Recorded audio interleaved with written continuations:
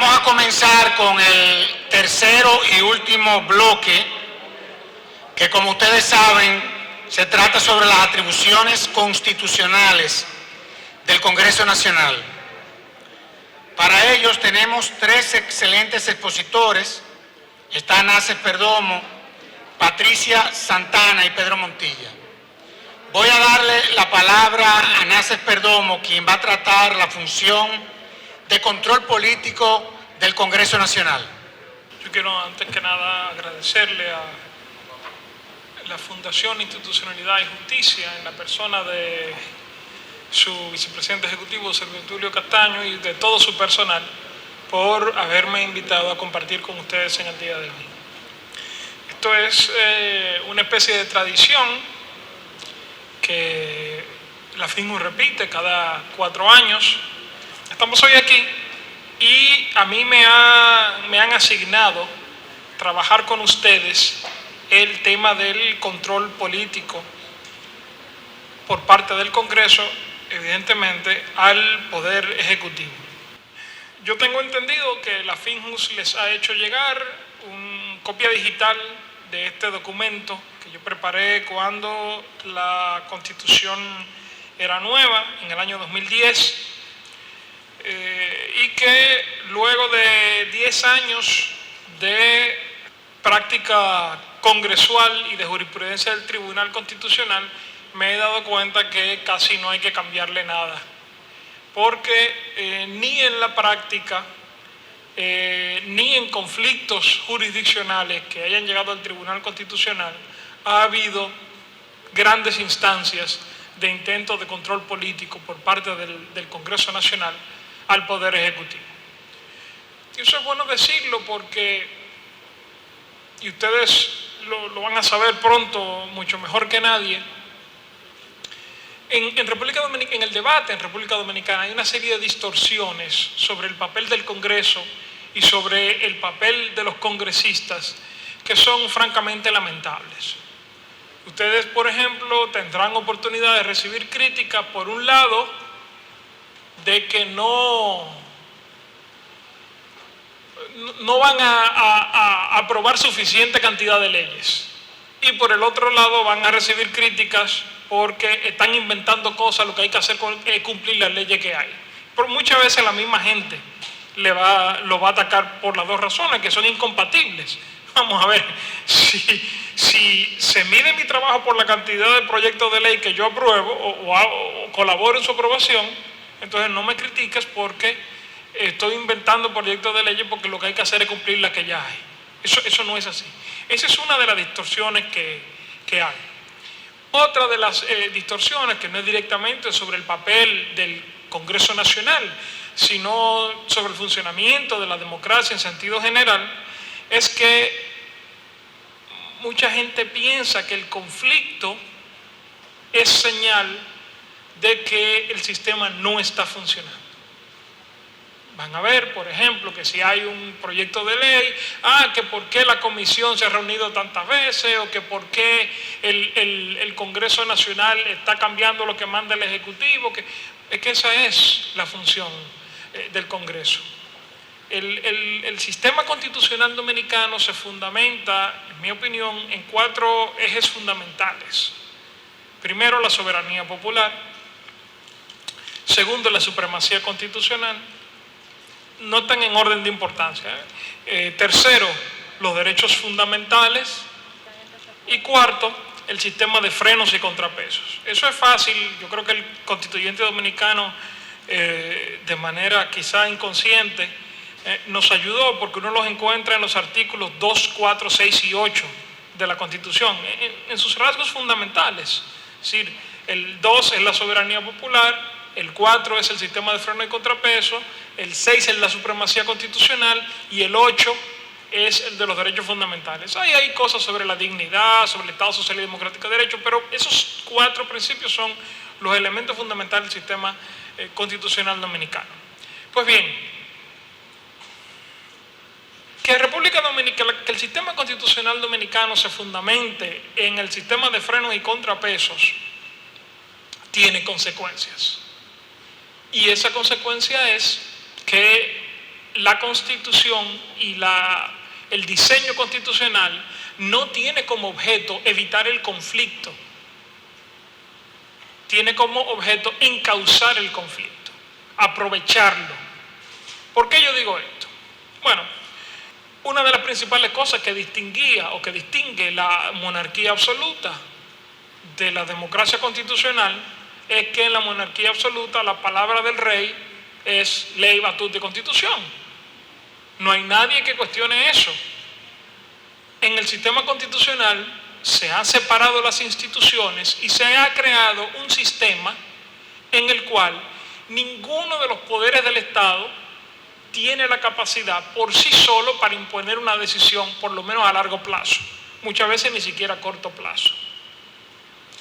Tú necesitas la colaboración de dos poderes del Estado mínimo para que un cambio normativo, una decisión trascendental se sostenga en el tiempo. Y el motivo es precisamente para que el poder frene al poder. Si tú no creas mecanismos de gestión del conflicto político, entonces tú lo que vas a tener son instituciones que no funcionan. De tal manera que cuando hay un enfrentamiento entre el Poder Ejecutivo y el Congreso Nacional, eso no es señal de un fracaso.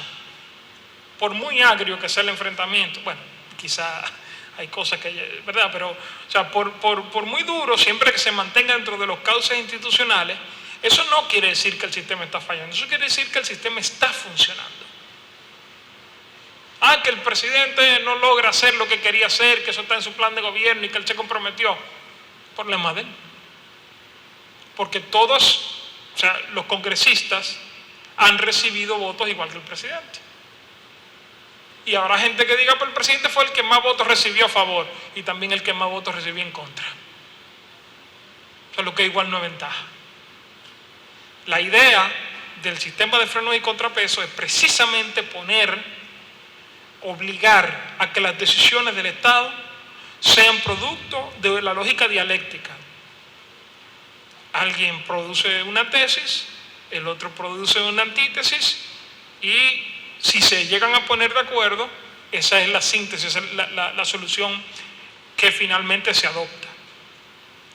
Quiero hacer la salvedad de que muchas veces se confunde la separación de poderes con el sistema de frenos y contrapesos. No es así, no son la misma cosa.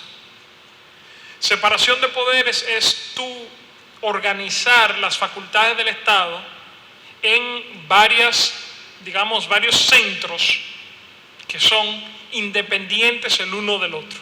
En el caso del sistema presidencialista suelen ser poder ejecutivo, poder legislativo y poder judicial.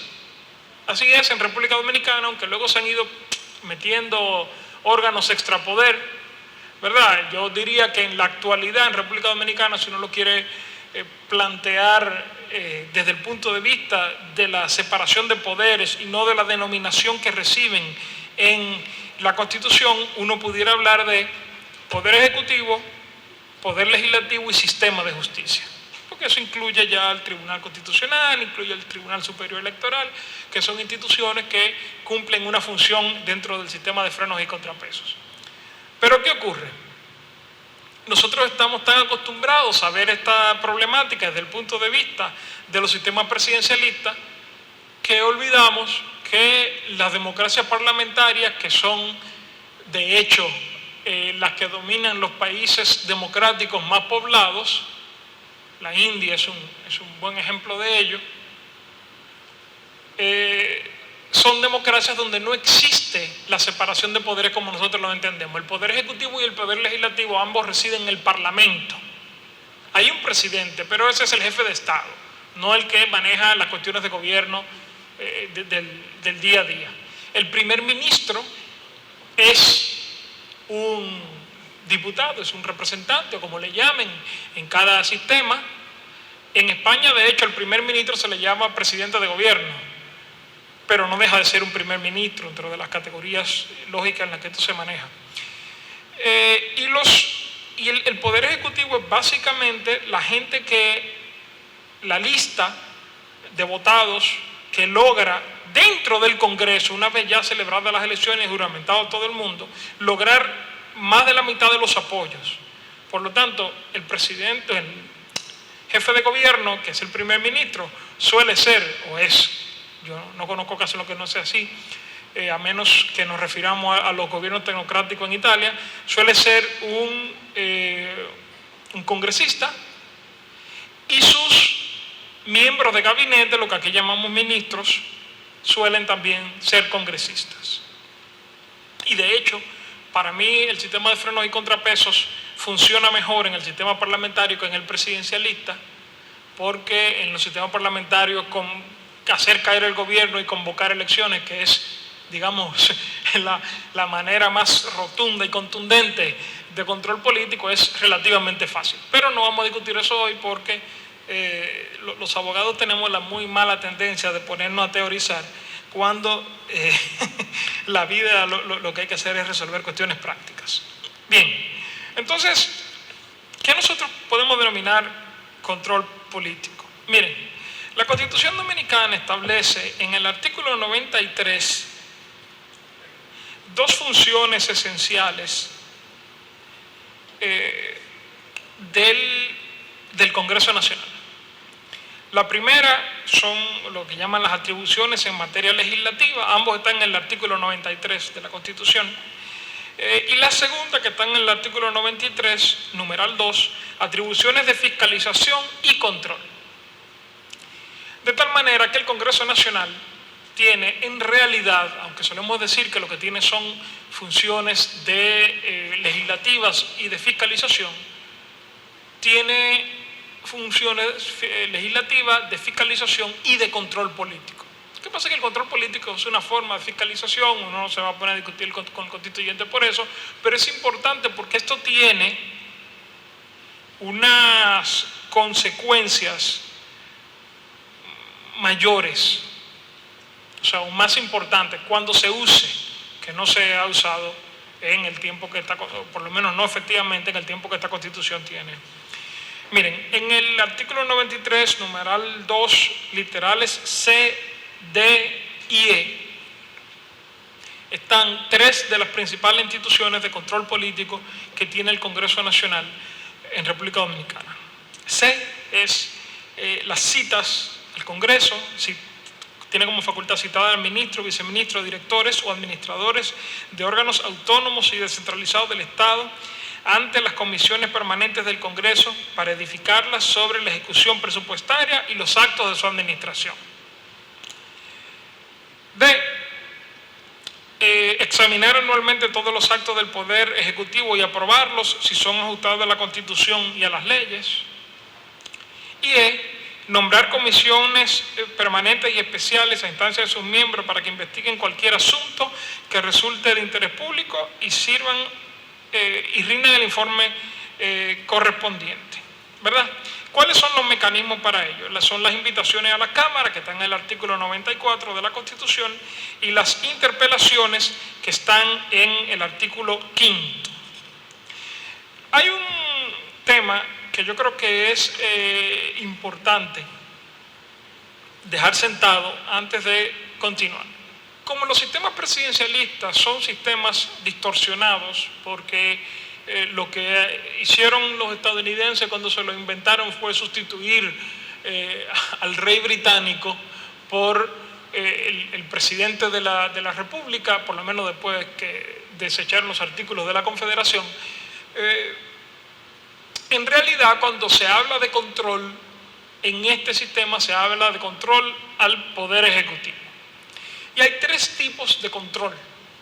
Está el control social, que es el control que ejercen los ciudadanos a través del ejercicio de sus derechos, que no es solamente la protesta y no es solamente el derecho al voto, sino también lo que está previsto en el artículo 75 de la Constitución como un deber ciudadano, que es el de velar por la buena administración del Estado. Eso es a través de los sistemas de libre acceso a la información y demás.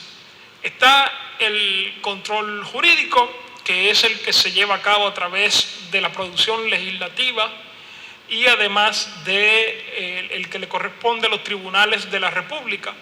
Y luego está el control político, que en realidad, por lo menos en su configuración más pura, le corresponde al Congreso Nacional. Con esto digo esto porque yo solamente voy a hablar de algunas de las funciones que tiene el Congreso Nacional en materia de fiscalización. Y no quiero que se vaya a pensar que es que pienso que esas no son importantes. Son importantes y van a ser el día a día del Congreso Nacional, pero tienen una naturaleza un poco distinta a la que voy a señalar a continuación. Bueno, el artículo 94 de la Constitución de la República habla de las invitaciones a las cámaras. Las cámaras legislativas, así como las comisiones permanentes y especiales que éstas constituyan, podrán invitar a ministros, viceministros, directores y demás funcionarios y funcionarias de la administración pública, así como a cualquier persona física o jurídica, para ofrecer información pertinente sobre los asuntos de los cuales se encuentren apoderadas.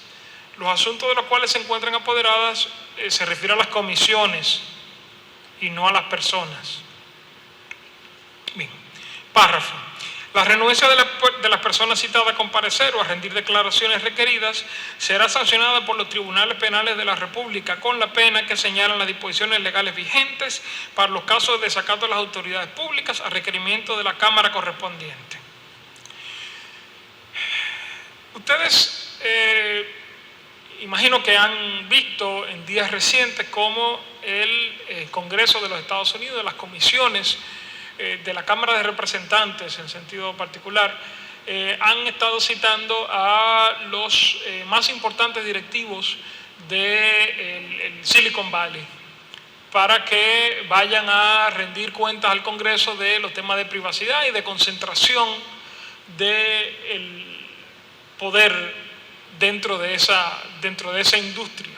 Bueno, algo similar ocurre aquí.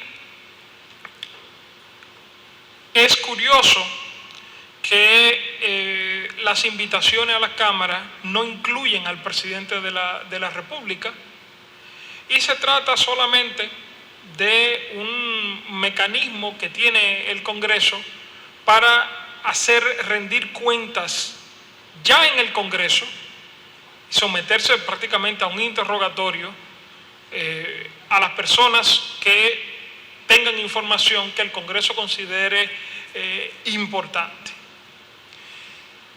La razón por la que yo pongo esto como un mecanismo para el control político y no simplemente de fiscalización es porque la publicidad con la que esto se hace, la capacidad del Congreso de hacer traer a una persona y las consecuencias que esto tiene son muy distintas de la función ordinaria del Congreso de estar revisando las cuentas públicas en materia de fiscalización y todo eso. Pero además, porque en principio hay una obligación legal de acudir a la comisión o a la Cámara, no importa qué funcionario público sea. Podríamos discutir, como ya señalé, que el presidente no parece estar previsto aquí. Se puede decir que, como dice cualquier persona física o jurídica, pero el presidente no es una persona en términos institucionales, es representante de una institución muy particular y debiera estar incluido aquí. Tienen el problema las invitaciones a la Cámara, que comparten con las interpelaciones, de que no tienen dientes realmente. La idea de que tú puedes someter a una persona por desacato a la autoridad a un juicio penal, por desacato a la autoridad, por no acudir a una invitación del Congreso Nacional, se enfrenta con la realidad práctica de que los procesos penales no son la manera más efectiva de tú hacer cumplir algo con rapidez. Cuando intervenga una decisión judicial, si llega a intervenir, ya va a ser tarde para ablandar habichuelas. Bien, entonces, ese es uno de los problemas que tienen el control. en República Dominicana, control político. Luego vienen las interpelaciones. Dice esto, artículo 95, interpelar a los ministros y viceministros, al gobernador del Banco Central y a los directores o administradores de organismos autónomos y descentralizados del Estado, así como las entidades que administren fondos públicos sobre asuntos de su competencia, cuando así lo acordaren la mayoría de los miembros presentes, a requerimiento de al menos 3 legisladores, así como recabar la información de otros funcionarios públicos competentes en la materia y dependientes de los anteriores. Párrafo. Si el funcionario o funcionaria citado no compareciere sin causa justificada o se consideraran insatisfactorias sus declaraciones, las cámaras, con el voto de las 2/3 partes de sus miembros presentes, podrán emitir un voto de censura en su contra y recomendar su destitución del cargo al presidente de la República o al superior jerárquico correspondiente por incumplimiento de responsabilidad. La interpelación se distingue de la invitación por el hecho de que está dirigida ya más directamente a funcionarios públicos y no necesariamente a cualquier persona, y tiene, digamos, tiene un enfoque más estrecho. Eso no es malo que sea más estrecho, digo, está mejor enfocada, más. El problema es que tiene todavía menos dientes que la invitación, porque si el funcionario público no acude, lo que puede hacer el Congreso Nacional es sugerirle al presidente o a su superior la destitución. Es decir, el Congreso Nacional no puede destituir a esa persona, simplemente sugerir, de tal forma que el único precio a pagar en caso de que esta persona no sea destituida son 3 o 4 días de titulares y San se acabó. Luego, cuando llega el fin de semana, viene el lunes, ya eso es noticia vieja. Finalmente, ya para ir terminando, me voy a referir al juicio político. El juicio político es algo que en República Dominicana se ha dado en muy pocas ocasiones. Es la destitución de un funcionario electo o seleccionado por el Congreso Nacional o por el Consejo Nacional de la Magistratura. Fíjense que no es posible someter a juicio político a un funcionario del tren administrativo ordinario. Eso tiene sus razones. Yo entiendo que dentro de la lógica del sistema constitucional y del derecho constitucional tiene sentido que solamente las personas con aval político o que han sido designadas para cumplir una función de índole político, como es, digamos, el Tribunal Constitucional, los jueces de la Suprema Corte de Justicia, los miembros de la Cámara de Cuentas. Me parece extraño que no se haya ampliado más. Bien, el juicio político, que no debe confundirse con el juicio judicial, valga la redundancia, con el sometimiento a la justicia, está previsto en los artículos 83 y 80 de la Constitución de la República como parte de las facultades del Senado de la República y la Cámara de Diputados. El Senado de la República, bueno, vamos a empezar por la Cámara de Diputados, porque aunque el artículo del Senado de la República está antes, realmente en el proceso del juicio político se empieza por la Cámara de Diputados. La Cámara de Diputados tiene como atribución acusar ante el Senado y los funcionarios públicos elegidos por voto popular, a los elegidos por el Senado y por el Consejo Nacional de la Magistratura, por la comisión de faltas graves en el ejercicio de sus funciones. La acusación solo podrá formularse con el voto favorable de las 2/3 partes de la matrícula cuando se trate Cuando se trate del presidente o el vicepresidente de la República, se requerirá el voto favorable de las 3/4 partes de la matrícula. La persona acusada quedará suspendida de sus funciones desde el momento en que la Cámara declare que ha lugar la acusación. Varias cosas. Primero, el juicio político es independiente del juicio ante los tribunales de la República, por lo tanto una persona puede ser sometida concomitantemente a ambas cosas. aunque eso yo no lo recomendaría nunca, porque si usted somete a una persona a juicio político, o sea, digamos, un ministro tiene jurisdicción privilegiada, usted lo somete a juicio político, y desde el momento que, bueno, que no, los ministros no, vamos a poner un diputado, ¿verdad? Lo agarran, qué sé yo, cometiendo un delito, y se le somete a los tribunales de la República. Eso va a la Suprema Corte de Justicia. Pero si lo someten a juicio político, desde el momento en que sea destituido, entonces ese caso tiene que empezar otra vez de cero en los tribunales de primera instancia, con todas las consecuencias procesales que eso tiene, de que los casos, si duran más tiempo del que prevé la ley, entonces se caen. Ahí hay un problema. Pero bueno, el juicio político tiene como sanción única la destitución de esa persona, y evidentemente la Constitución ordena que una persona que ha sido destituida que ha perdido o que ha sido destituida por juicio político, luego tenga dificultades por un buen tiempo de acceder a cargos públicos. Cuando la Cámara de Diputados aprueba la acusación, esta persona queda suspendida en el ejercicio de sus funciones hasta que el Senado decida.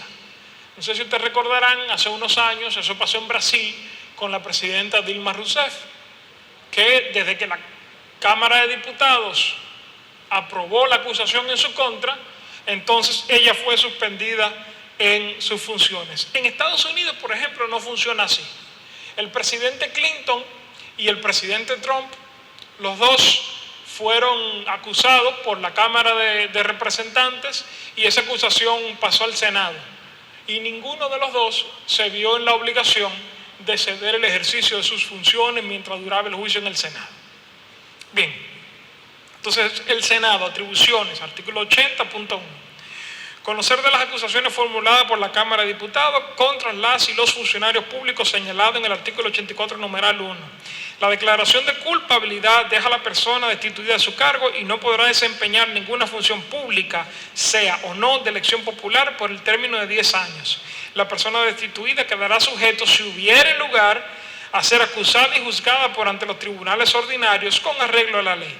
Esta decisión se adoptará por voto de las 2/3 partes de la matrícula. Fíjense que, para la reforma constitucional se requieren 2/3 partes de los votos de los miembros presentes de la Asamblea Nacional, pero para los juicios políticos se requiere 2/3 partes de los votos de la matrícula, es decir, del total de diputados, si se va a aprobar o no la acusación, y del total de senadores, si se va a declarar o no la culpabilidad.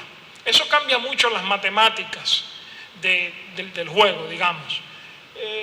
Pero es curioso que para que la Cámara de Diputados apruebe la acusación contra el presidente y el vicepresidente, se requieren 3/4 partes de los votos. En buen español, yo dudo mucho que mientras esta Constitución esté vigente y nosotros tengamos vida, aquí siquiera se plantee un juicio político contra un presidente de la República con perspectiva de que pueda ser exitoso. Porque reunir 3/4 partes de los votos en la Cámara, de la matrícula de la Cámara de Diputados, implica que por lo menos la mitad de su propia bancada lo va a haber abandonado, y que la oposición va a estar unida monolíticamente a favor de la acusación. Yo creo que esa es una debilidad del juicio político. El juicio político cumple en el sistema presidencialista la función que cumple la moción de censura en el sistema parlamentario. Yo creo que es una sustitución torpe. Todo el que me conoce sabe que yo creo que el sistema presidencialista debiera ser sustituido por el sistema parlamentario en República Dominicana, aunque eso sea discusión de otro día. El tema es que la función del juicio político es tratar de someter a los funcionarios públicos al temor de la pérdida del cargo y la imposibilidad de volver a acceder a él, por lo menos durante una década, en caso de ser destituidos. Que yo sepa, después de la caída de la dictadura en República Dominicana se han celebrado 2 juicios políticos. Uno contra el alcalde, entonces síndico del Distrito Nacional, creo que fue en el 73, 74, yo no lo... 70, sí, Manolín Jiménez, en el 70, ve tú a ver qué cosa. Y el otro fue contra los miembros de la Cámara de Cuentas en el año 2006-2007. Cuestión que quedó, digamos, sin ningún efecto mayor porque casi toda la matrícula renunció y solamente uno de ellos se vio sometido al proceso. Habiendo dicho eso, y para terminar, aunque el juicio político es, por razones obvias, el mecanismo más dramático que tiene el Congreso Nacional para tratar de controlar al Poder Ejecutivo, yo realmente creo que los más efectivos son los otros, incluso con sus limitaciones. República Dominicana es difícil conseguir que la administración pública rinda cuentas y si no se intenta es peor. Entonces, esos mecanismos que la Constitución le brinda al Congreso Nacional deben ser utilizados y no deben verse como una agresión. O sea, no debe pretenderse que el uso de estos instrumentos son una especie de guerra contra el Poder Ejecutivo. No, es el Congreso Nacional cumpliendo con las funciones que la Constitución de la República le ha brindado. Y es no solamente una función, también es una responsabilidad. De tal manera, ya para terminar, recuerden siempre, la función del Congreso, y más en este mundo donde la complejidad de la vida social y de la vida económica ha llevado a que la administración pública tenga que asumir buena parte de la actividad normativa y regulatoria. La producción legislativa no es la única función importante que tiene el Congreso. Yo diría que la del control del Poder Ejecutivo tiene igual importancia y debe formar parte de nuestra cotidianidad. No se dejen, cuando ustedes estén ahí, las presiones son siempre muy mediáticas, eso es parte del trabajo, para eso es que a ustedes se les ha votado. Muchas gracias.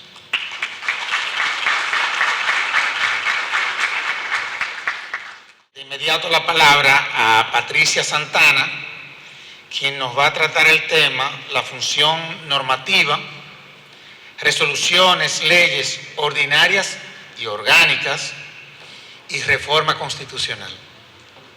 Patricia.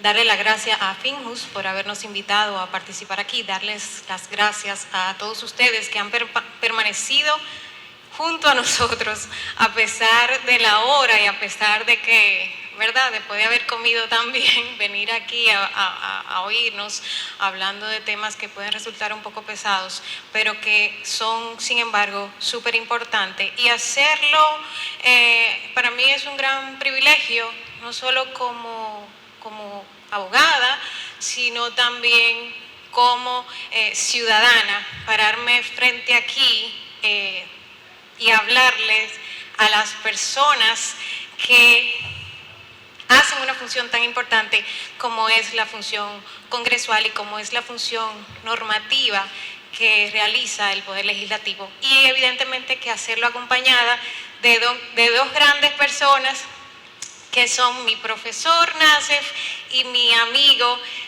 Pedro Montilla, a quienes respeto mucho, aunque a veces he querido matarlos a los dos, ellos lo saben, pero de verdad los quiero de todo corazón. Bueno, yo quiero comenzar esta presentación de una manera un poco inusual, y es con lo siguiente, con algunas imágenes. Ahí vemos una niña con una sonrisa hermosa, con síndrome de Down, 4 niñas maravillosas, no jugando con muñecas, practicando fútbol. una chica feliz, estudiante, que tiene la oportunidad de acceder a la educación. 4 jóvenes universitarios, graduándose y preparándose para servir a la sociedad. Varias representaciones de los tipos de familia. Una persona anciana, una mujer liderando una empresa, una pareja, pero una persona con discapacidad, una playa hermosa, una no tanto, nuestro tránsito,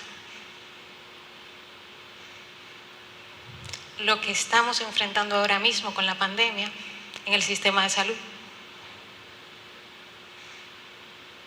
lo que estamos enfrentando ahora mismo con la pandemia en relación a la actitud de los ciudadanos y la conducta de los cuerpos encargados de mantener el orden.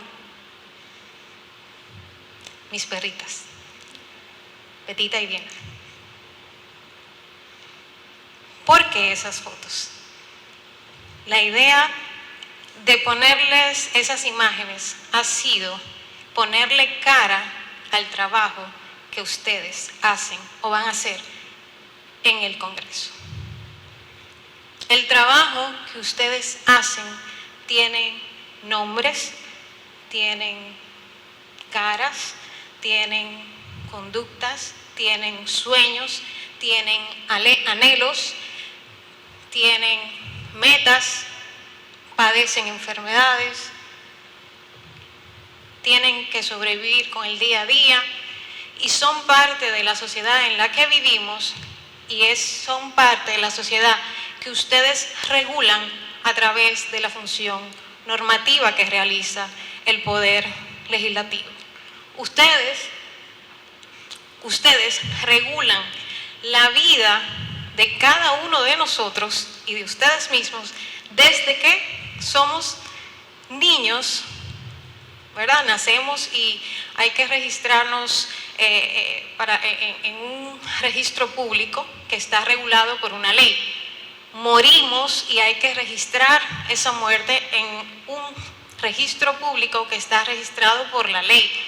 Y eso sin meternos a desde cuándo el legislador y el constituyente, que ustedes hacen esas dos funciones, están regulando la vida de cada persona que vive y convive en nuestra sociedad. Y eso tiene caras y por eso su función es tan importante y de hecho creo que una de las funciones más importantes que realizan el Congreso es precisamente esa función de ordenar la vida de la sociedad a través de la ley.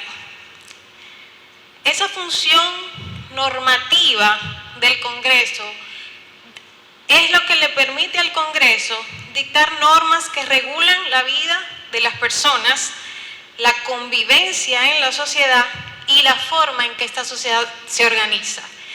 Esta función normativa es la que le permite establecer normas que regulan la organización del Estado, la organización y distribución de los poderes y también el funcionamiento y creación de otros órganos que son creados también por la Constitución y por la ley. Esa función normativa del Congreso Nacional es la que le permite dictar normas que son fuentes vinculantes y de aplicación directa e inmediata del derecho.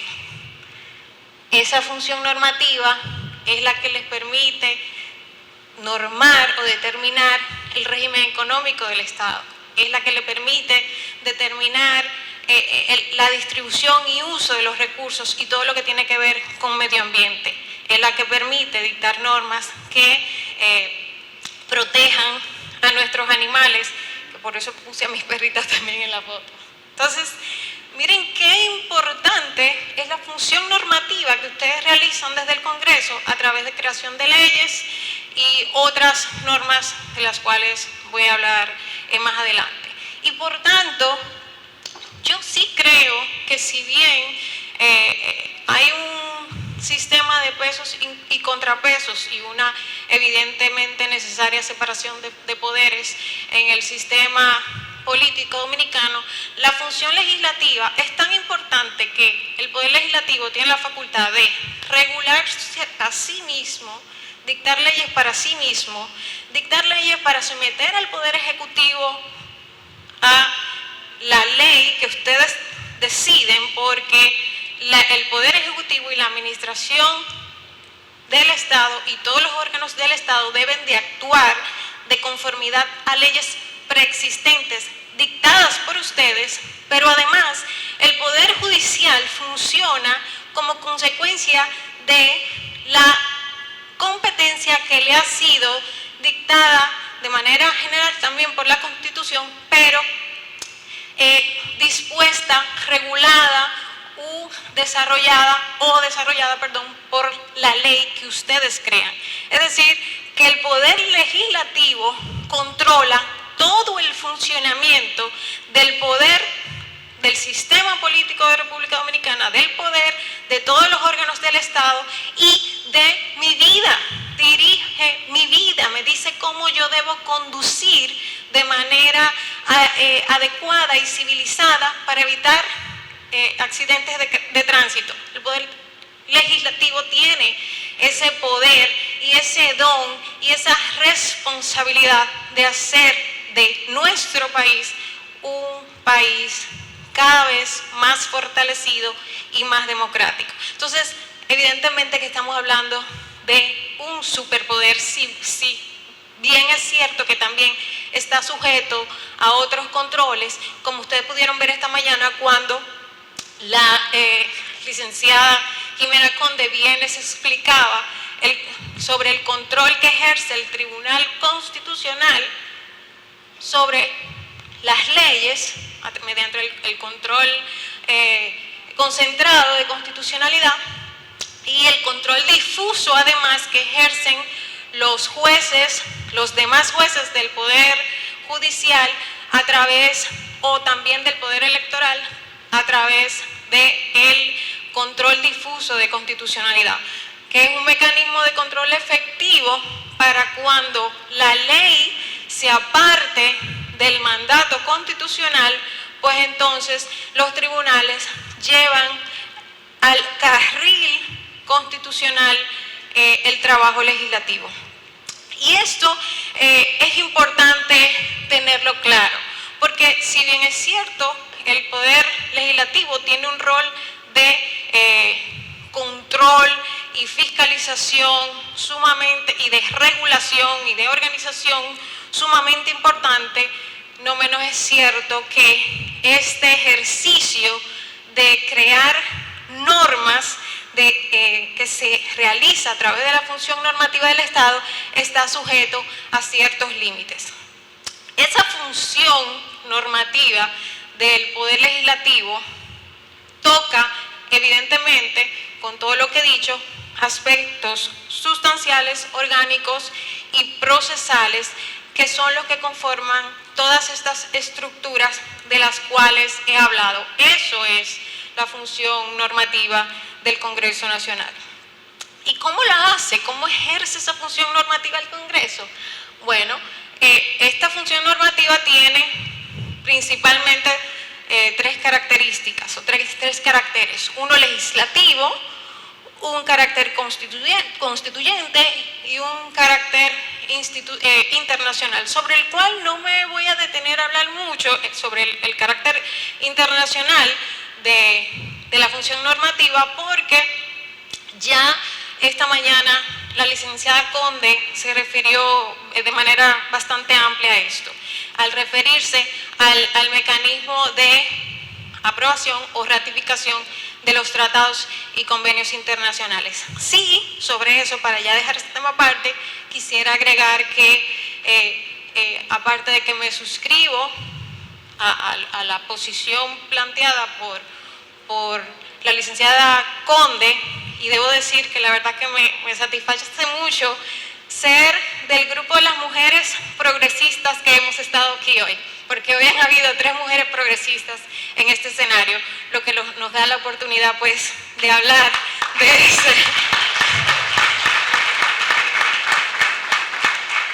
Entonces, este carácter internacional está supeditado o suscrito o es producto de esa habilitación constitucional que permite que el Estado dominicano suscriba acuerdos internacionales y reconozca que la República Dominicana pertenece a una comunidad jurídica internacional. Y eso lo dice la Constitución.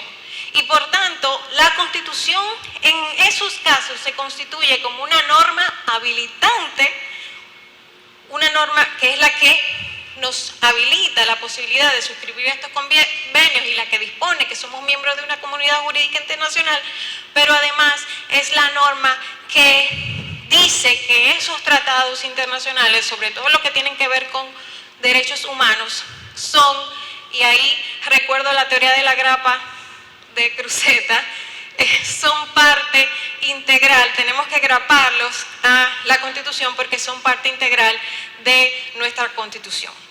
Entonces, dejando aparte el carácter internacional, porque ya sobre eso hablamos, voy a referirme al carácter legislativo y al carácter constituyente, que son evidentemente los más relevantes. Por una cuestión de tiempo, si bien reconozco, ustedes van a ver y lo van a conocer ahora, que la Constitución le reconoce esa potestad resolutoria y reglamentaria del Poder Legislativo para dictar resoluciones que también se constituyen en parte de ese cuerpo normativo, pues me voy a enfocar en la parte de la labor legislativa y la labor constituyente del legislador dominicano. Entonces, esto es sencillo, solamente hay que irse a la Constitución, porque a mí me parece que la Constitución es un poco clara en cuanto a esa parte procesal. Ese carácter legislativo le permite al legislador dictar leyes mediante los procedimientos que están ahí dispuestos. Y las leyes, obviamente, son 2 tipos de leyes. No nos vamos a hablar de leyes especiales ni nada de eso, sistema de fuentes, sino lo que son las leyes ordinarias y las leyes orgánicas. La Constitución en sus artículos 112 y 113 establecen cuáles son las leyes ordinarias, pero sobre todo es muy específico en cuáles son las leyes orgánicas y cuáles son los temas que debe abordar el constituyente a través de una ley orgánica. Y esto es importante tenerlo claro porque la manera, el procedimiento para la aprobación de las leyes orgánicas es diferente al procedimiento de aprobación de la ley ordinaria. Una ley ordinaria es dictada y para su aprobación requiere dice el artículo 113, claramente la mayoría absoluta de los votos de los presentes en cada Cámara, mientras que las leyes orgánicas, y esto está en el artículo 112 clarísimo, la Constitución dice, las leyes orgánicas son aquellas que por su naturaleza regulan los derechos fundamentales. El catálogo de derechos fundamentales está desde el artículo 37 de la Constitución, más los que se le anexan por los convenios internacionales sobre derechos humanos, la estructura y organización de los poderes públicos, la función pública, el régimen electoral, el régimen económico y financiero, el presupuesto, planificación e inversión pública, la organización territorial, los procedimientos constitucionales, la seguridad y defensa, las materias expresamente referidas por la Constitución u otras leyes de igual naturaleza son las que se aprueban a través de una ley orgánica. Y esta ley, para su aprobación o modificación, requerirá del voto favorable de las 2/3 partes de los presentes en ambas cámaras, es decir, requiere una mayoría calificada, distinto a la mayoría absoluta a la que se refiere el artículo 113. Entonces, cuando ustedes vayan a hacer sus propuestas de ley, porque tienen iniciativa para hacerlo, pues tienen que tener en cuenta cuál es el contenido de esta ley y qué mayoría va a requerir para su aprobación. Entonces, también esa labor constituyente, ese carácter constituyente de la función normativa es el que les da a ustedes, es el que ustedes ejercen en su calidad ya de constituyentes, de miembros de una asamblea revisora, porque ustedes tienen el rol tan importante de crear leyes, pero sobre todo tienen un rol mucho más importante aún, y es la facultad de poder reformar, y es la única forma en la que se puede, o a través de la cual se puede modificar la Constitución, reformar la Constitución, a través del procedimiento que está también previsto en la Constitución y que vamos a ver más adelante. Y esto, bueno, es evidentemente que son sus funciones normativas principales, ¿verdad que sí? Y ya hemos hablado previamente de cuán importante es. Entonces, dicho esto, yo antes de entrar a la parte procedimental, que creo que ni siquiera vale la pena abordarla tan ampliamente, porque ustedes tienen sus manuales, tienen la Constitución, yo no los voy a aburrir con eso, pero sí yo quiero sembrar, dejarles en su cabecita estos principios que son pilares de la función normativa del Poder Legislativo. Y son principios que están consagrados en la propia Constitución. Son los que le ponen límite a esa gran facultad que ustedes tienen, ejercer esa función normativa que es tan importante para cada uno de los dominicanos. Es preciso que ustedes entiendan estos principios y los abracen y los lleven siempre consigo cuando lleven también su Constitución como arma de reglamento, como le decía esta mañana la magistrada Ana Isabel Bonilla. La Constitución establece desde el preámbulo valores supremos. Ustedes se van al preámbulo de la Constitución, no hemos llegado al artículo 1, el preámbulo de la Constitución, y la Constitución dice cuáles fueron los valores supremos que inspiraron su creación, y no podemos olvidarnos de ellos. Y en este momento en el que estamos viviendo esta crisis, que la verdad es que ha sido un año para récord Guinness, ¿verdad que sí? En todos los sentidos, son valores sumamente importantes que son los que, ¿verdad?, inspiraron el contenido del resto del texto constitucional, dentro de los cuales encontramos, y se repiten más adelante, la igualdad, la dignidad humana, la justicia, la solidaridad, que en este momento es algo con lo que estamos viviendo un momento en donde la solidaridad es un principio que todos, no solamente los órganos de poder, sino los ciudadanos, tenemos que poner en práctica para que salgamos juntos de esta pandemia. El principio de soberanía popular, sobre el cual tanto se ha hablado, pero ¿cómo se come eso? La Constitución dice que la soberanía reside exclusivamente en el pueblo. Yo me he tomado muy en serio ese contenido de este artículo. Yo literalmente me creo propietaria de la República Dominicana, porque eso es lo que dice ahí, ¿verdad? Que yo soy la que tengo el poder y lo transfiero cuando doy mi voto a las personas que van a representarme en las funciones que son de elección popular. Yo me creo como si yo fuera el accionista de una empresa y junto con otros accionantes estamos eligiendo al gerente, al administrador, al tesorero de la compañía, y además debo decir que me siento que en este caso salí ganando porque ganaron las dos mujeres por las que voté en mi provincia de partidos distintos, porque yo, y lo digo, yo abiertamente lo he dicho antes, yo apoyé a mi tribu. Yo voté por mujeres porque hacen falta más mujeres en el Congreso Nacional. Entonces yo voté por mi tribu. Y yo lo hice precisamente pensando en que yo estaba contratando a las mejores personas, como la mayoría de los ciudadanos dominicanos que los eligieron a todos ustedes. Y la verdad es que estoy muy contenta. Yo soy de Puerto Plata y estoy muy contenta. Veo a Emil lo conozco desde niña, y aunque ya él sabe que no voté por él, sí, pienso que fue una gran elección, y lo había dicho en otro escenario.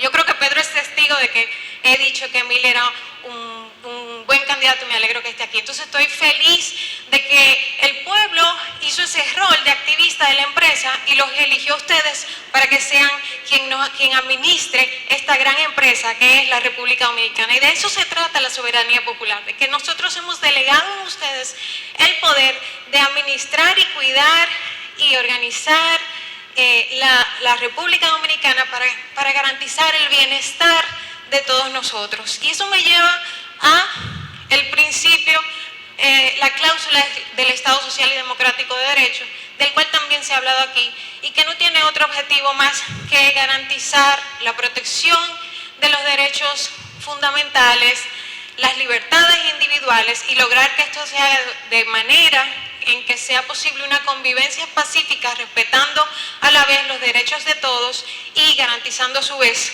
el bienestar general, que esto evidentemente que nos incluye a todos. Ya hemos hablado del principio de separación de poderes, el principio de supremacía constitucional, que está en el artículo 6 de la Constitución de manera expresa, y que somete a todo poder público a lo que diga la Constitución. Usted puede legislar sobre lo que usted quiera, pero tiene que respetar lo que dice la Constitución, y eso es lo que dice el artículo 6. Eso es lo que significa el principio de supremacía constitucional. Y eso es sumamente importante, porque si usted no lo hace, entonces viene el Tribunal Constitucional y le declara una ley nula por ser contraria a la Constitución. Y después que usted se esforzó en elaborar un proyecto de ley, presentarlo, conseguir los votos, y que el tribunal se lo declare nulo, pues evidentemente que a usted no le va a gustar. Pero si usted hace un proyecto de ley supeditado a esos principios que están consagrados en la misma Constitución y respetando los límites que la Constitución le impone a usted como legislador, pues entonces usted va a estar haciendo una labor legislativa que va a impedir que el Tribunal Constitucional le anule una decisión. O puede no tratarse de una anulación, puede tratarse de que usted omitió referirse a algo importante en su labor legislativa. Puede pasar que su ley, la norma que usted realizó, esté incompleta, no comprenda, quizás discrimine. Entonces el Tribunal Constitucional tendría que dictar una sentencia interpretativa por esa omisión legislativa. Tendría quizás, y eso quizás lo veremos pronto, porque el Tribunal Constitucional está apoderado de conocer de una acción directa de inconstitucionalidad contra las normas que legitiman el matrimonio infantil en la República Dominicana. Y eso ha sido una omisión legislativa por mucho tiempo.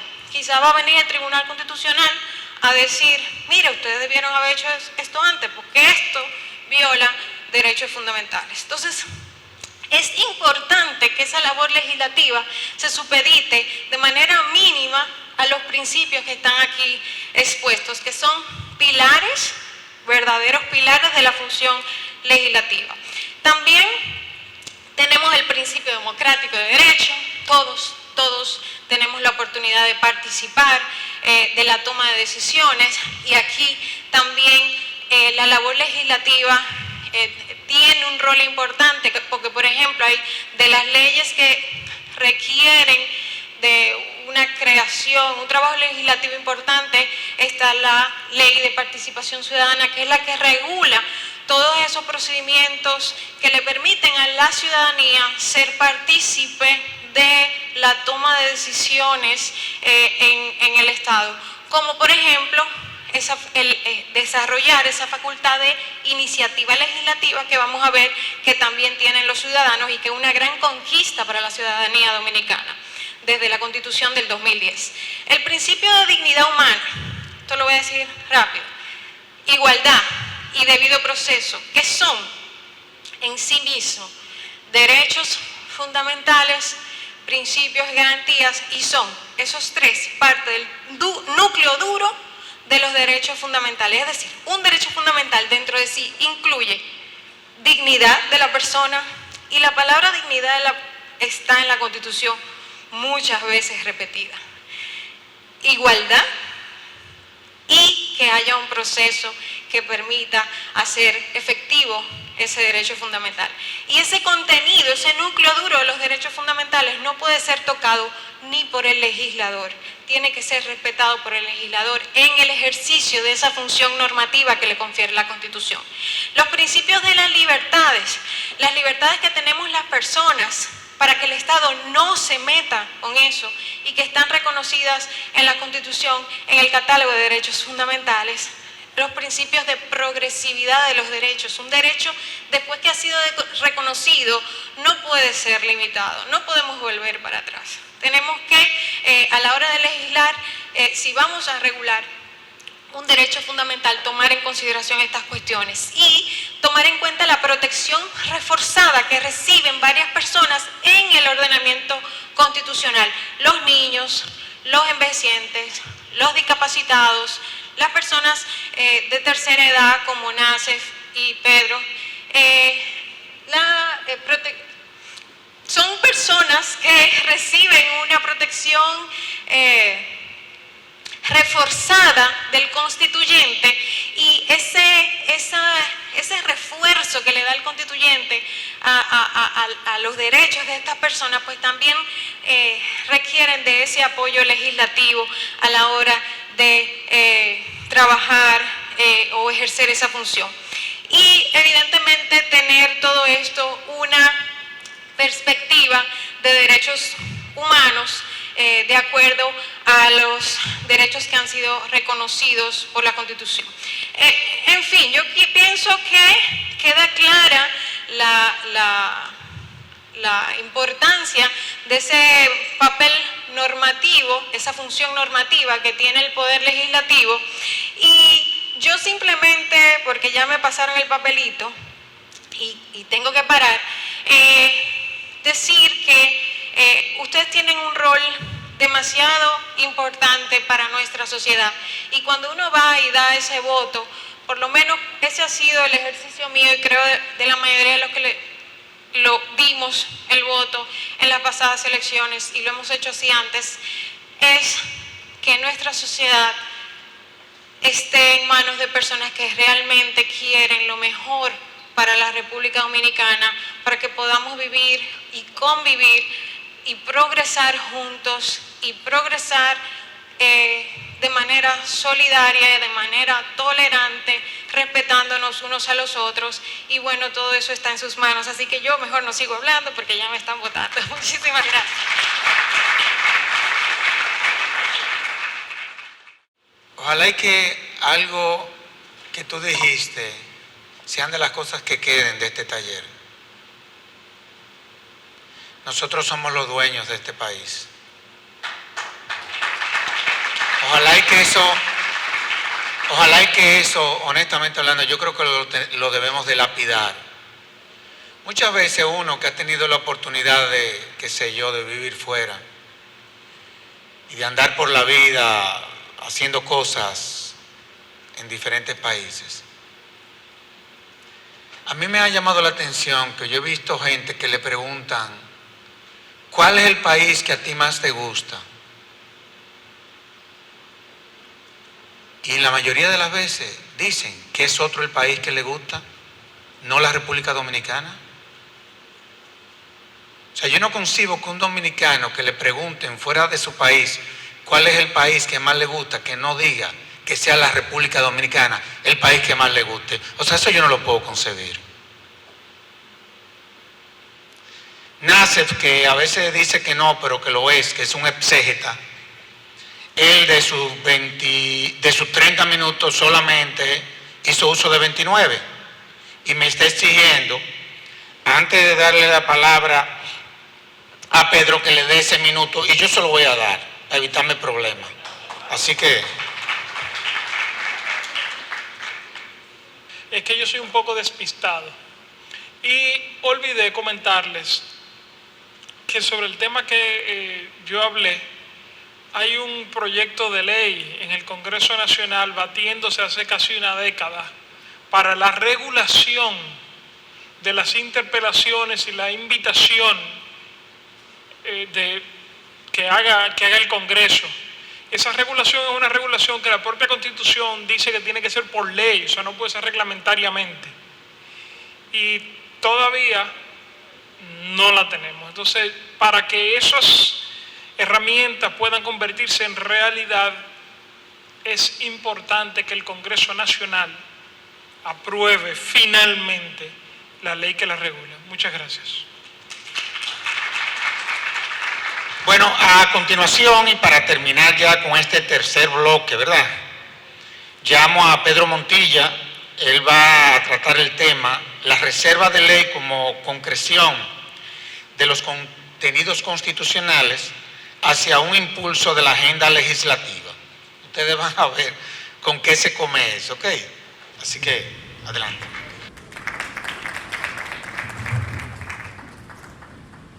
Ante todo, darle las gracias a Finjus, en la persona de Servio Tulio y su extraordinario equipo, por la oportunidad de compartir en este escenario que reviste tanta importancia para la República, tanta importancia para la idea de una democracia deliberativa, y que para mí tiene también especial satisfacción por ver tantos rostros jóvenes que poco a poco comienzan a hacer más presencia en escenarios como este, y creo que es algo para celebrar. Creo que especialmente en tiempos de pandemia, en tiempos de cambios institucionales, de reformulación y quizás de reforzamiento de aspectos institucionales, una actividad como esta tiene una importancia capital, y el tema que de manera particular me toca tratar en el marco de lo que es la reserva de ley, pues todavía más. Quiero hablarles de tres aspectos generales de la reserva de ley, las generalidades propiamente hablando, aunque quiero que eso lo hagamos lo más rápido posible porque sé que la hora avanza. Luego quisiera distinguir la reserva de ley de dos cuestiones simples, de lo que es el principio de legalidad y de la cláusula general de competencia legislativa, para entonces hablar del alcance de la reserva de ley en el derecho dominicano. Les he preparado una presentación más extensa de lo que el tiempo nos va a dar, pero me imagino que Finjus puede hacérsela llegar junto con otros materiales que yo voy a poner a su disposición, y así ustedes verificarla luego con más calma. La reserva de ley es una garantía consagrada por el constituyente, mediante la cual un determinado número de materias son reservadas a la potestad exclusiva del legislador, evitando la intervención sustantiva de lo esencial al poder reglamentario representado por las autoridades administrativas. Es una garantía para el pueblo, es una garantía para la democracia, de que en determinados temas el consenso que se supone se consiga para la aprobación de una ley, especialmente si esa ley requiere una mayoría agravada, que es algo que vamos a ver más adelante, implique un diálogo democrático suficiente para esos temas, en razón de la importancia que esos temas tienen. No implica esto una desconfianza necesariamente en torno a la administración, que como bien apuntaba Nassef hace un rato, tiene un amplio ámbito de acción en el marco de la producción normativa, y tiene razón que así sea. Hay divergencia en la doctrina constitucional y administrativa sobre los modelos de, digamos que de reserva de ley que tenemos. El alemán y el francés. En República Dominicana nos hemos decantado por el alemán, en el que la Constitución dice de manera particular cuáles aspectos no pueden ser tratados de otra forma. El francés, apunta a este autor que le cito acá, dice más bien cuáles aspectos pueden ser tratados por la ley.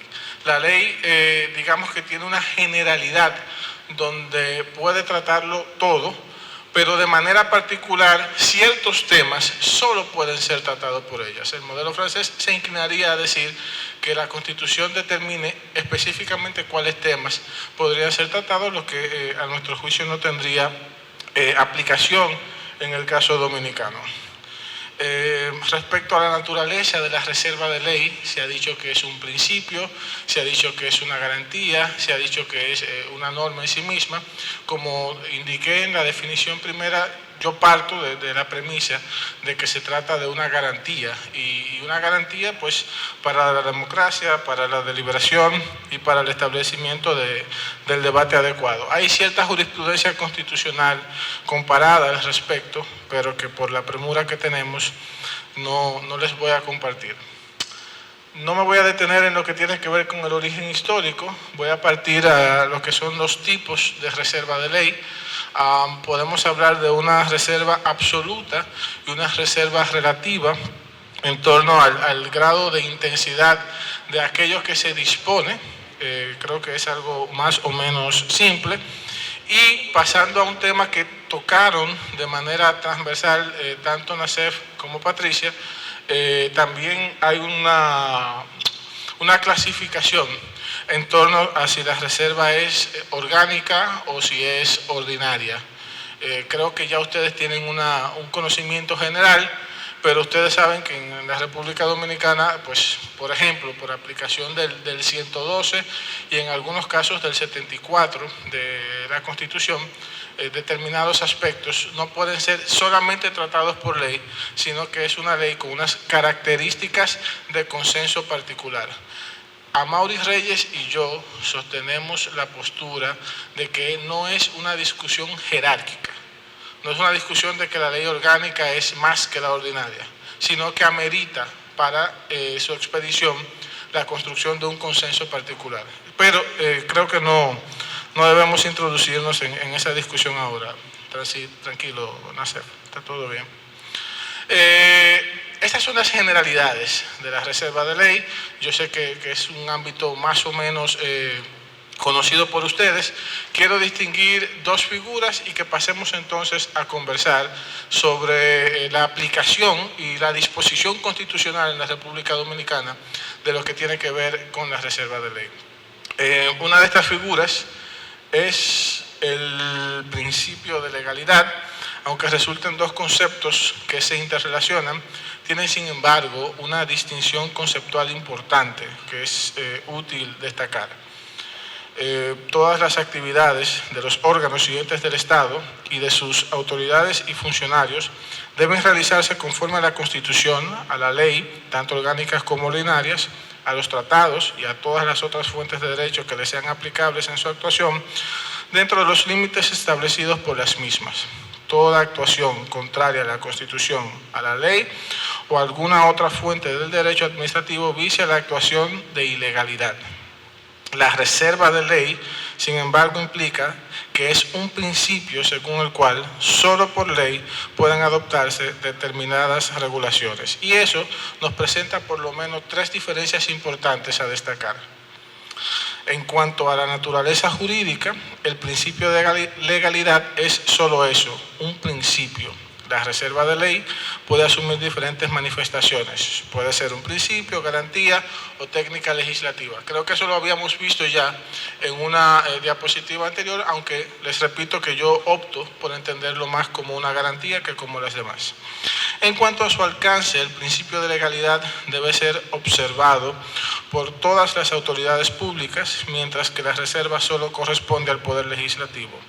Y en cuanto a su control jurisdiccional, el principio de legalidad es tutelado mediante la acción contenciosa administrativa ante el Tribunal Superior Administrativo. La reserva, en cambio, es tutelada ante la jurisdicción constitucional.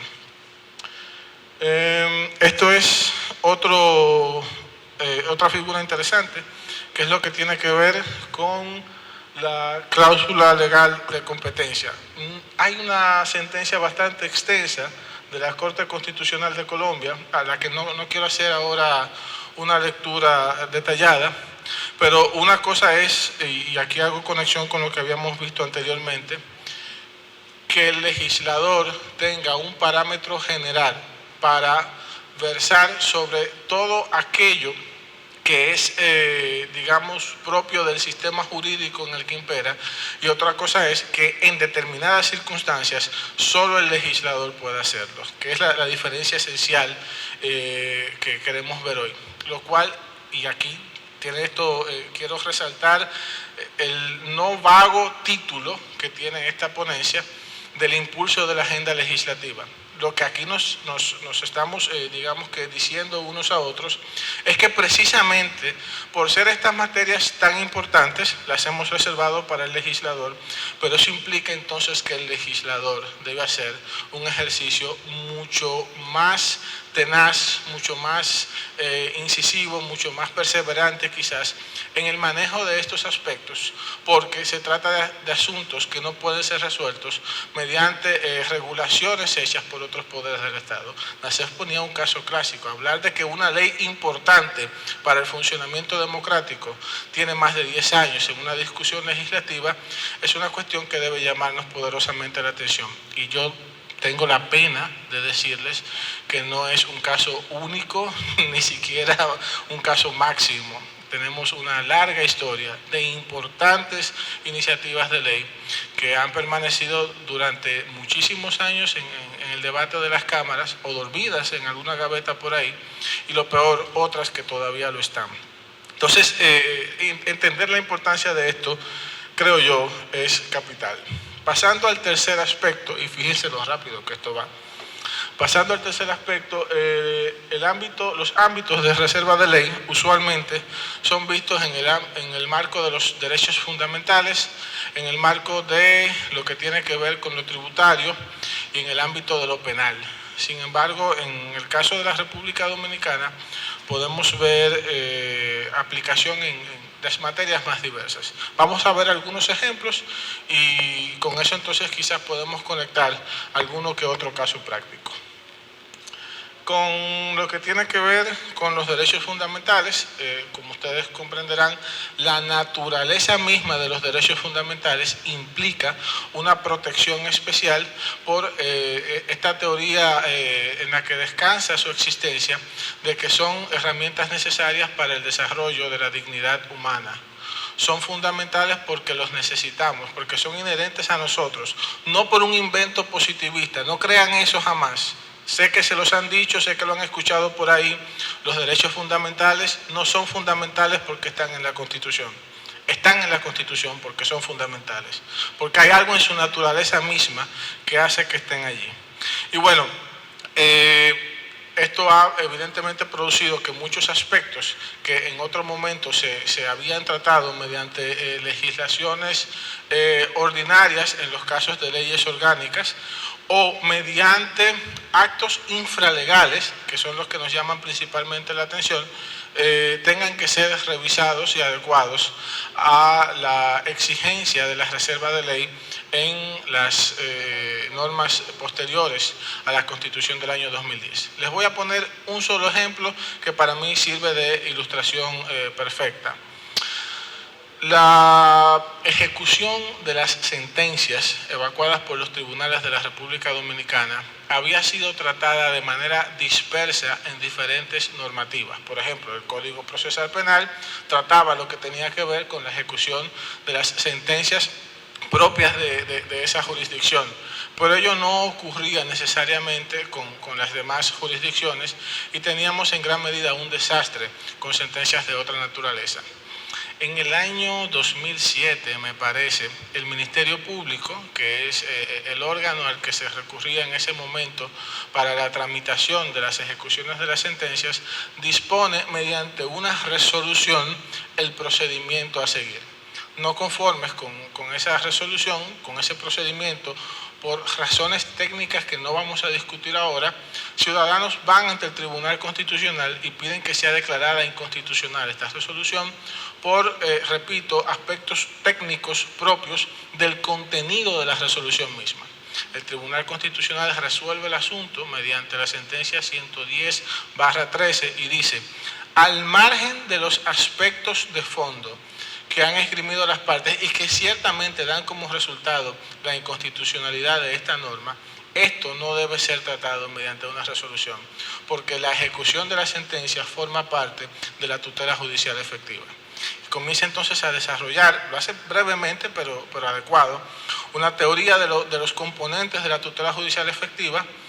Expresa que la ejecución es uno de esos componentes y al conectarlo con ese derecho fundamental que se desarrolla en el artículo 69 de la Constitución, dice: esto tiene que ser tratado por ley y por ley orgánica, lo que hace el asunto todavía más interesante, porque no implica solamente que haya una reserva de ley, sino que hay una peculiaridad en esa ley para que el consenso buscado sea todavía más reforzado. Ello ocurre también, una nota triste: pasaron años antes de que la sentencia tuviese sentido. Se hicieron incluso otras resoluciones de naturaleza semejante y creo que fue el año pasado que se aprobó finalmente una ley en los términos que decía el Tribunal Constitucional, porque decía un profesor querido que tiene una sentencia exhortativa del Tribunal Constitucional, tiene realmente poco en la mano. Es una cultura que queremos cambiar, sin duda, y no existe, no es que no hay nadie mejor, no, es que no existe nadie que pueda cambiar esa cultura que no sean ustedes. En lo que tiene que ver con la materia presupuestaria, yo le busqué acá los textos que hacen especial referencia a esa reserva, y hay una sentencia del Tribunal Constitucional que desarrolla, por lo menos, si es la sentencia 359/14, no sé si aquí la cito, sí, está citada, y habla claramente que una norma en particular debió ser conocida en las cámaras legislativas como ley orgánica, es decir, por mayoría agravada, conforme a lo que disponía el 112 y no como había sido conocido. Aquí nuevamente tenemos un caso particular de reserva que no se limita en la reserva misma, sino que hace una referencia a lo que tiene que ver con la ley orgánica.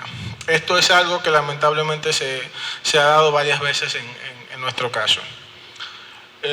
Pasa lo propio en materia medioambiental.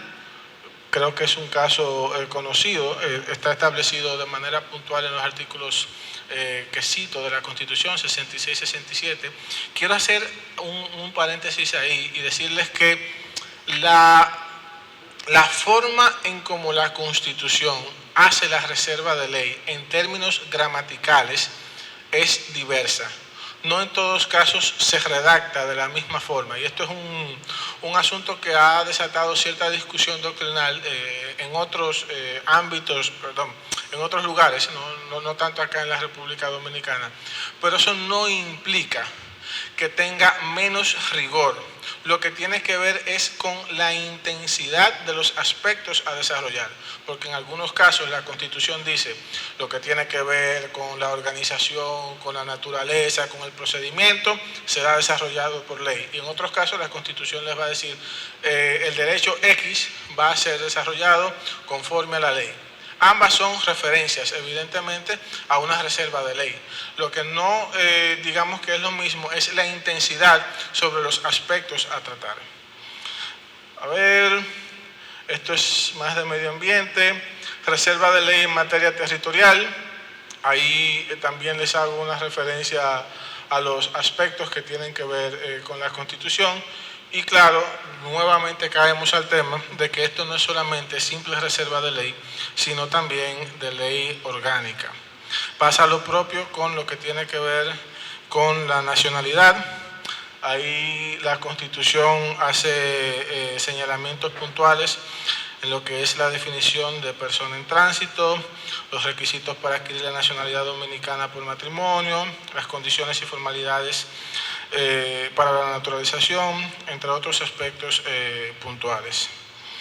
Uno de los elementos más esenciales donde hemos visto reserva de ley y donde hemos visto el impacto de la reserva de ley tiene que ver con la administración pública. Y les comento de entrada que es un aspecto que posiblemente sea tocado en los próximos días, porque hay un interés serio de personas con participación en el quehacer político y con iniciativa de ley en procurar una actualización, reformulación y sobre todo modernización de algunos, digamos que marcos normativos que tienen que ver de cómo se remite en diferentes artículos de la Constitución una y otra vez a la ley y a la ley orgánica en determinados casos para poder digamos que versar sobre la creación de ministerios, el procedimiento para la producción de actos administrativos, lo que tiene que ver con la audiencia para la emisión de actos administrativos,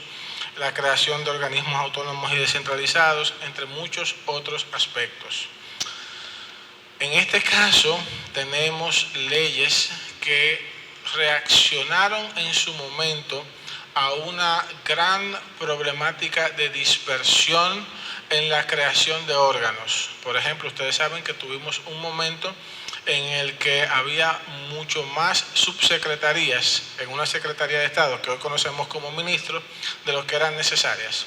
Y entonces el artículo 31 de la ley 247/12, orgánica de la Administración Pública, para ponerles un ejemplo, lo cierra y dice, no, solamente pueden ser 6 viceministerios. Y esos viceministerios tienen que ser creados por ley.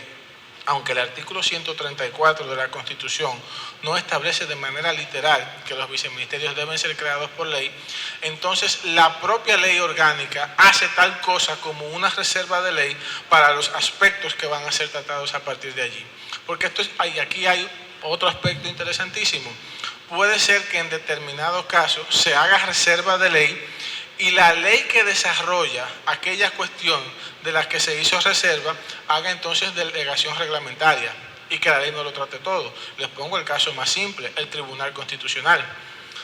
La Constitución hace reserva y esa reserva se efectúa mediante la ley 137/11. Sin embargo, la propia ley 137/11 envía al propio Tribunal Constitucional creado a hacer los reglamentos de rigor y su aprobación.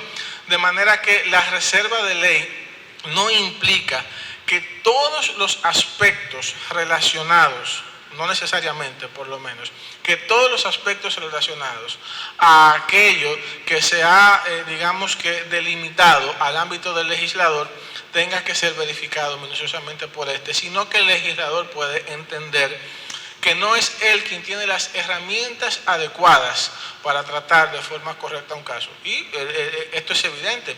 Para usted verificar un reglamento sobre aspectos de procedimiento, sobre comportamiento institucional interno, el Tribunal Constitucional evidentemente tiene mucho más condiciones por el día a día, por ese know-how, como dicen los jóvenes de hoy, que le da la práctica y que evidentemente no podía tener el legislador.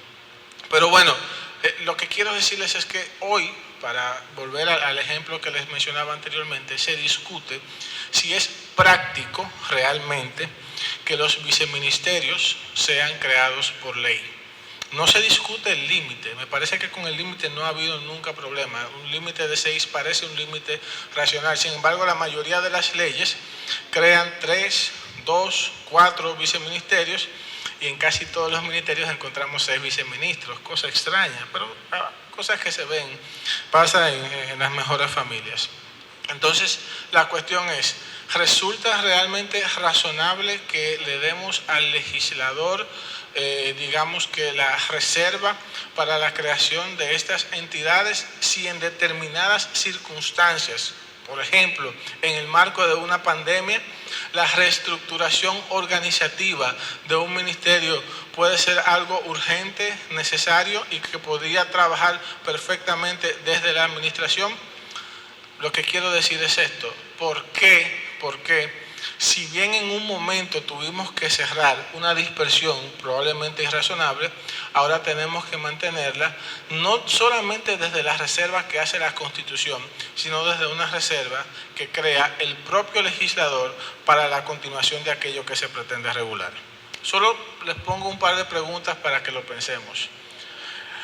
Esto ocurre también con las competencias de los órganos constitucionales: Tribunal Constitucional, Defensor del Pueblo, ayuntamientos, Junta Central, Tribunal Superior Electoral, Cámara de Cuentas, etc. Creo que era algo a lo que hacíamos de algún modo referencia anteriormente. En materia de los mecanismos directos de participación ciudadana, esto ocurre también, lo que tiene que ver con referendo, plebiscito, iniciativa normativa municipal, referendos consultivos y demás. Y debo decirles que me parece muy lógico que así sea, porque estamos hablando de aspectos esenciales, repito, para el funcionamiento de una democracia que pueda llamarse como queremos nosotros, deliberativa en sí. Giovanni Sartori decía: el pueblo no debe escoger solamente a los que deciden, sino que en determinadas circunstancias debe decidir también como tal.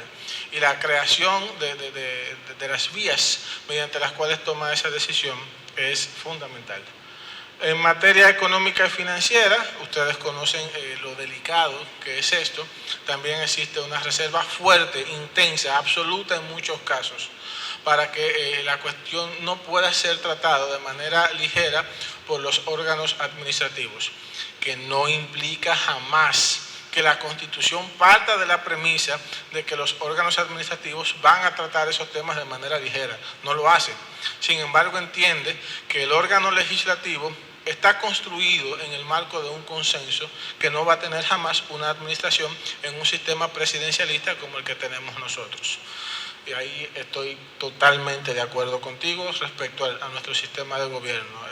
Es mi tesis de toda una vida. En materia de carrera administrativa, ustedes conocen las normas particulares que se han venido haciendo en torno a la función pública, la ley 4108, la ley de carrera judicial, la del Ministerio Público, que han tenido algunos cambios recientes, militar y policial. Debo reiterar que todo esto que estamos viendo, si bien se ve hermoso en el papel, para ustedes lo que significa es muchísimo más trabajo, muchísimo más atención. Y como decía un filósofo norteamericano importantísimo, Ben Parker, un gran poder implica una gran responsabilidad. Creo que es lo que le dice el tío Ben antes de morir a Spider-Man, en Spider-Man 1. Es una cita importante, la vi en una sentencia de la Corte Suprema de Estados Unidos. Te lo voy a buscar por mi madre. Un gran poder implica una gran responsabilidad. Eso implica, señores, que nosotros tenemos que entender la magnitud de los temas que se están tratando. La reserva de ley no se hace de manera graciosa.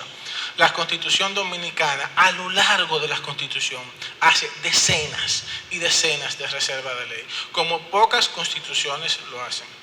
Eso no es algo por azar, es precisamente por la importancia que tienen los temas reservados, y eso implica que el Congreso Nacional le dé una mayor, atención que la que se le ha dado hasta ahora.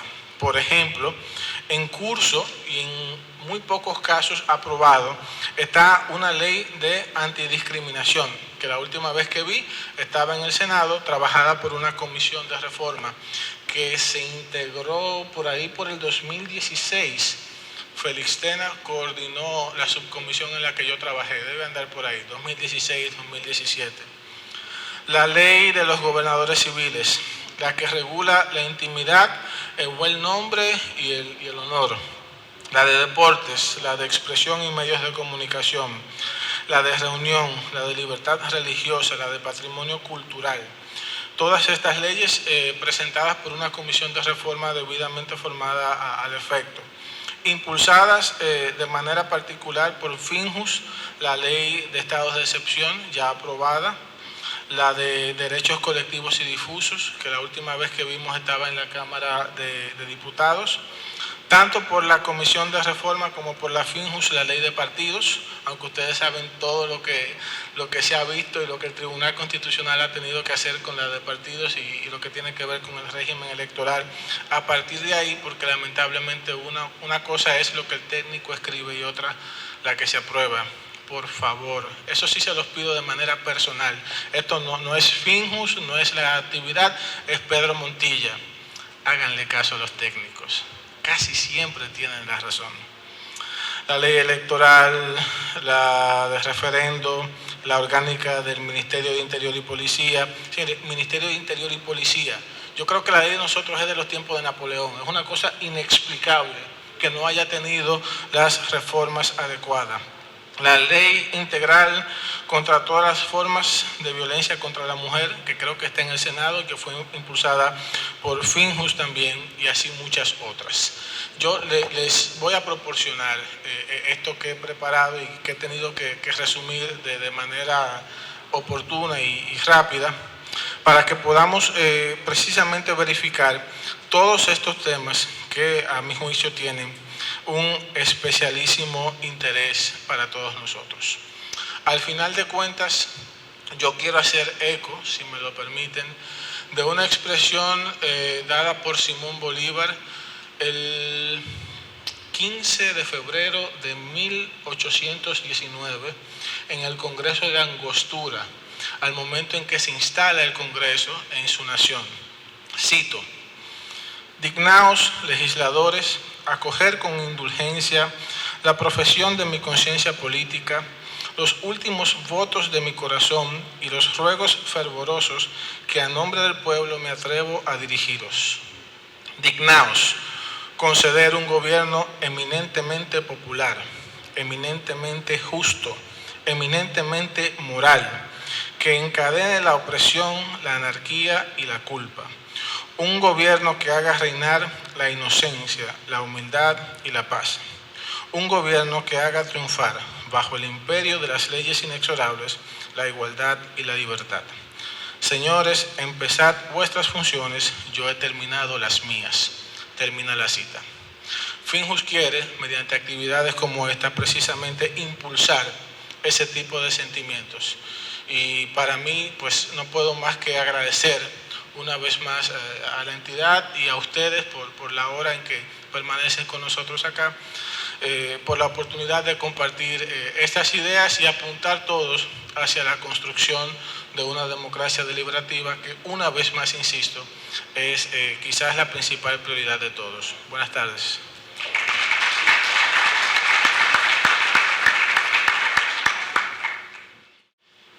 Siempre que uno conoce personas y que hay otros que saben que uno las va a conocer, por ejemplo, de esta actividad hay mucha gente que tiene conocimiento que no está aquí. Y no están aquí por una razón sanitaria. Pero yo sé que me van a preguntar que cuál fue mi impresión respecto a quienes van a conformar el nuevo Congreso. Y yo quiero que ustedes sepan que para mí, y estoy convencido que para todos los que hemos participado desde esta tribuna, la impresión ha sido excelente. Excelente. Llegar a las 4 y pico de la tarde, en medio de una pandemia, en donde hemos tenido una jornada de tiempo completo, yo creo que esto ha sido un acto de heroísmo por parte de ustedes, en honor a la verdad. Esa es la verdad,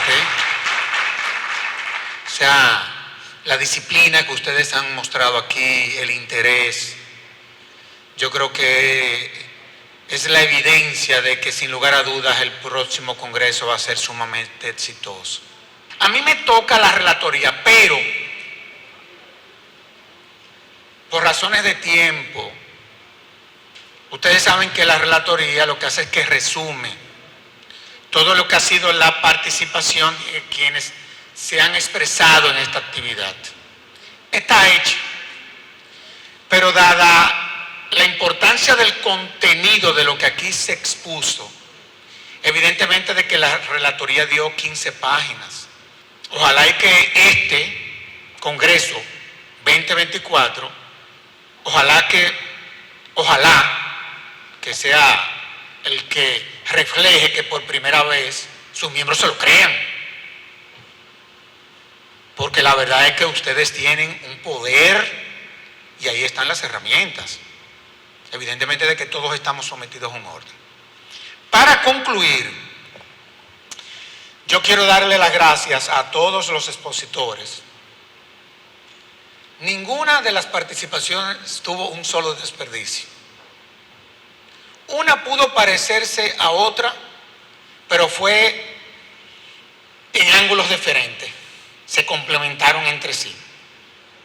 Pero también al equipo de la Fundación Institucionalidad y Justicia que ha venido trabajando esto durante meses. Ustedes no se imaginan el trabajo que da montar una actividad como esta. Ustedes no se lo pueden imaginar. Olvídense del costo. Eso es lo menos relevante. Esto es reunir a las personas y que realmente resulte ser algo constructivo y que uno como institución de la sociedad civil pueda hacer este tipo de aporte, digámoslo así. Yo quiero darle las gracias a cada uno de ustedes.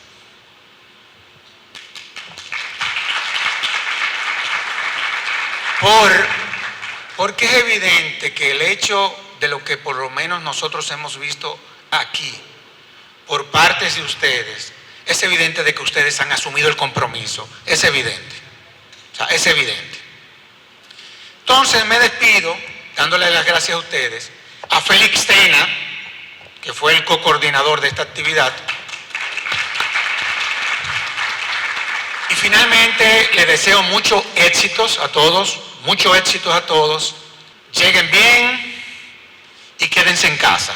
Así que muchísimas gracias a todos ustedes.